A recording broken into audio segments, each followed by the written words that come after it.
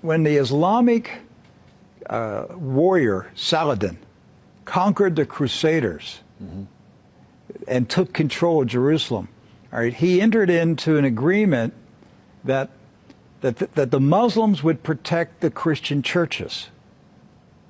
And so he appointed 2 Muslim families. Some people think he deliberately chose 2 just to make sure one didn't get out of control and, you know, kind of balance of power. Okay. The one family is Judah, Joudeh,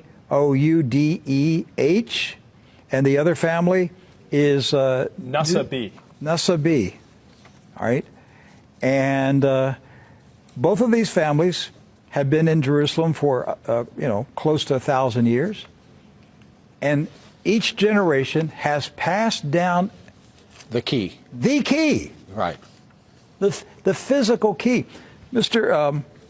Judah said that the key he presently has is 800 years old. It's incredible. He had another key, but it broke. And this is a Muslim. I mean, yes. Adabi Judah is a Muslim. And he said it's a great honor for a Muslim to hold the key to the Church of the Holy Sepulchre, which is the most important church in Christendom. That's not disrespect. We don't hear this in America. We don't hear, because what we have been told is Christian Americans, you know, you should hate Muslims, you should kill Muslims. Because they're going to tear down all the churches and you know, basically just ransack them and everything else. But here we have 2 families that for nearly 1,000 years have actually been watching over Christian churches. That's right. So who planted into our minds here in America that we should hate and kill Muslims? Who planted that thought in our head? Because it came into our society after 9/11. That's correct.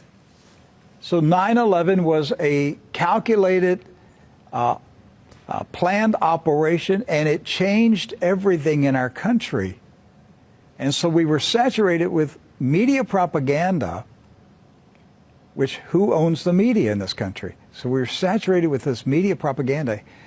You Americans, you need to hate Muslims. You need to go to war. You need to send your sons to go kill Muslims. All right?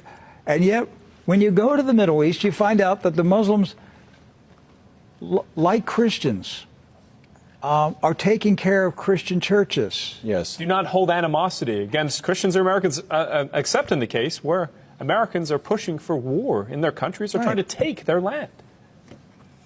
So they've lived together. They've lived together for centuries and centuries.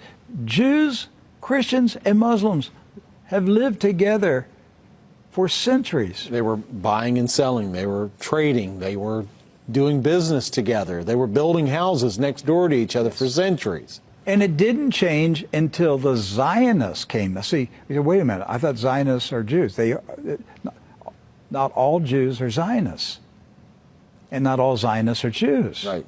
Zionism is a political movement. Yes. Right. It's an ideology. Yes. Not an ethnicity. And so when the Zionists came to Jerusalem and Palestine, basically in the 1920s and 30s and 40s, all right, they came to agitate. They came to infiltrate. They came to seize control.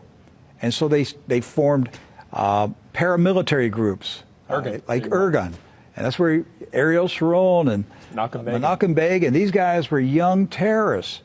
And so there's where the hatred started to come in. The fighting, the animosity, the bitterness. But it didn't start until the Zionists appeared. Jews, Muslims, and Christians were coexisting. Yes. That's right.